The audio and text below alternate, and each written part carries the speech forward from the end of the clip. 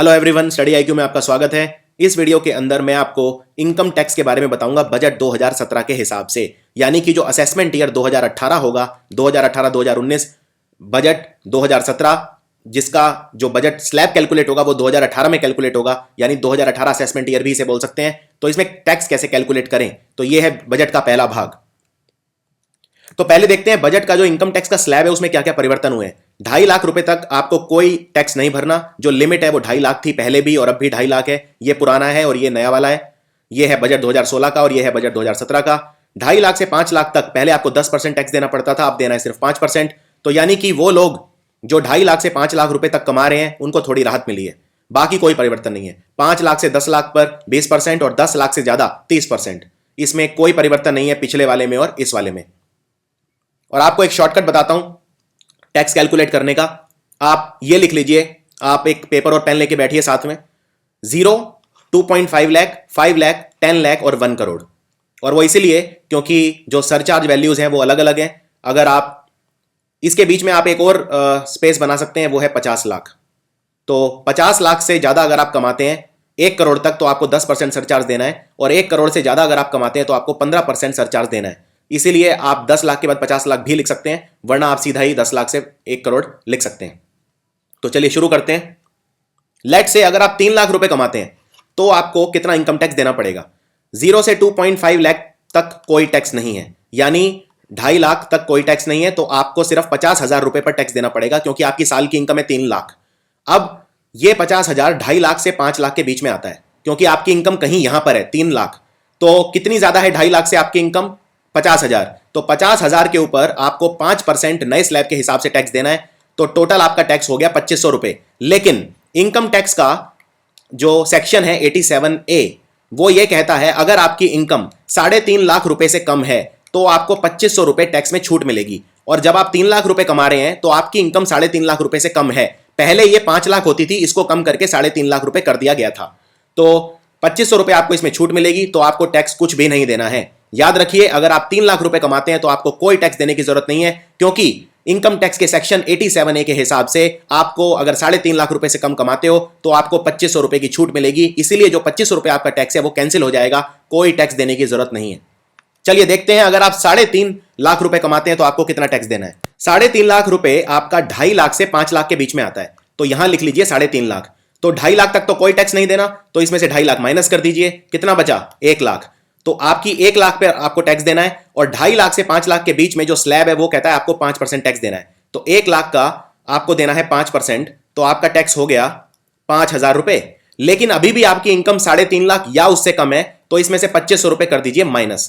तो कितना टैक्स देना पड़ेगा आपको? 2500 रुपए। लेकिन आप जानते हैं आपको 3% देना पड़ता है education cess, CESS। Education cess सरकार लेती है सर्व शिक्षा अभियान वगैरह के लिए। आप जानते हैं आज से लगभग 10-12 साल पहले सर्व शिक्षा अभियान जब स्टार्ट हुआ था तो उसमें नए टीचर्स की रिक्रूटमेंट की थी, बहुत सारी पॉलिसीज बनाई थी, प्राइमरी स्कूल्स खोले थे बहुत सारे। तो उसमें सरकार को गरीब बच्चों के लिए या जो इकोनॉमिकली उतने स्ट्रांग नहीं है उनके लिए है सर्व शिक्षा अभियान। उसमें सरकार खर्चा करती है, तो इस नाम का आपसे 3% लेती है। तो 2500 रुपए पे आपको 3% और देना पड़ेगा। तो इसमें 3% 2500 का हो गया, आप इसको कैलकुलेट कर सकते हैं 75 रुपए। तो 75 रुपए आपको और देना है, तो टोटल आपका हो गया 2575 रुपए टैक्स। अगर आपकी साल की इनकम है 3.5 लाख रुपए तो आपको देना पड़ेगा 2575 रुपए टैक्स। चलिए आगे बढ़ते हैं। लेट से आप अगर 4 लाख रुपए कमाते हैं तो कितना टैक्स देना पड़ेगा। तो 4 लाख में आप 2.5 और 5 के बीच में कहीं यहां पर है, तो इसमें से पहले 2.5 लाख माइनस कर दो, यानी 1.5 लाख। और 1.5 लाख का आपको 5% देना है, तो ये हो गया 7500 रुपए। अब लेकिन आपकी इनकम 3.5 लाख रुपए से ज्यादा हो गई, यानी कि 2500 रुपए जो टैक्स में छूट मिलती थी वो नहीं मिलेगी। तो अब 7500 रुपए आपको पूरे के पूरे देने पड़ेंगे। इतना ही नहीं, 3% एजुकेशन सेस भी देना पड़ेगा। तो 7500 में 3% और जोड़ दीजिए, तो कैलकुलेशन हो गई, इसका 3% हो गया 225 रुपए। तो ये इसमें और जोड़ दीजिए 225, तो आपका हो गया 7725। 7,725 रुपए देना है आपको टैक्स, अगर आपकी इनकम है 4 लाख रुपए सालाना।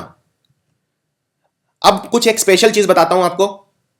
लेट से आप सेक्शन 80C का फायदा लेना चाहते हैं। सेक्शन 80C ये होता है आप 1.5 लाख रुपए तक की छूट पा सकते हैं मैक्सिमम, अगर आप अपने बच्चों की ट्यूशन फी देते हैं, या किसी मान लीजिए घर में कोई छोटी बेटी है उसके नाम पे सुकन्या समृद्धि अकाउंट खोल देते हैं, या कोई मान लीजिए सरकारी स्कीम में इन्वेस्ट कर देते हैं, एलआईसी ले लेते हैं, इन पे छूट मिलती है, लेकिन मैक्सिमम मिलती है 1.5 लाख रुपए। तो मान लीजिए मैं टैक्स बचाना चाहता हूं, तो मैं क्या करूंगा, 4 लाख रुपए मेरी इनकम है साल की, 2.5 लाख रुपए पर तो कोई टैक्स देना नहीं, यानी 1.5 लाख रुपए पर मुझे टैक्स देना है। तो ये पूरा 1.5 लाख रुपए मैं एलआईसी में इन्वेस्ट कर दूंगा या सुकन्या समृद्धि या किसी और गवर्नमेंट स्कीम में इन्वेस्ट कर दूंगा, तो मैं पूरा का पूरा टैक्स बचा सकता हूं। मेरे को 1 रुपया भी टैक्स देने की जरूरत नहीं है, क्योंकि सेक्शन 80C ये कहता है कि आप, बहुत सारे उसमें क्राइटेरिया होते हैं, आप मैक्सिमम 1.5 लाख तक की छूट ले सकते हैं। लेकिन जो भी मैं, ये तो आपको मैंने एक सिखाने के लिए बताया था, लेकिन जो भी मैं केसेस लूंगा वो स्टैंडर्ड केसेस लूंगा जिनमें मैं कोई भी सेक्शन 80C या फिर 80G अवेल नहीं कर रहा। 80G ये होता है आप डोनेशन देते हैं तो वो पूरा पैसा आपका बच जाता है, उस पर टैक्स नहीं लगता।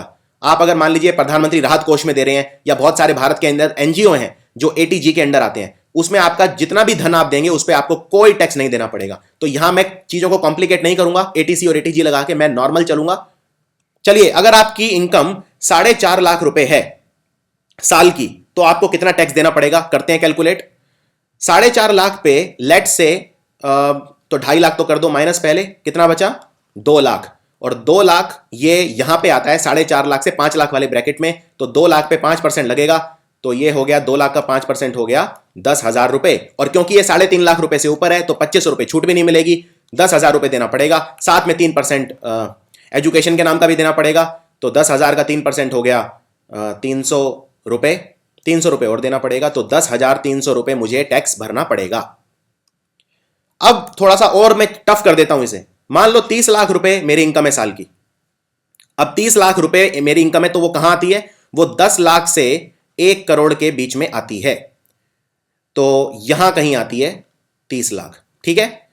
तो अब इसको तोड़ लीजिए, 0 से 2.5 लाख तक कोई टैक्स नहीं, 2.5 से 5 तक, 5 में से 2.5 माइनस कर दीजिए, यानी 12,500 रुपए देना पड़ेगा, 5% लगता है 2.5 से 5.5, और 5 लाख से 10 लाख मुझे कितना देना पड़ेगा, 10 में से 5 माइनस कर दीजिए, 5 लाख, इस पे 20% लगता है, तो ये हो गया 1 लाख रुपए।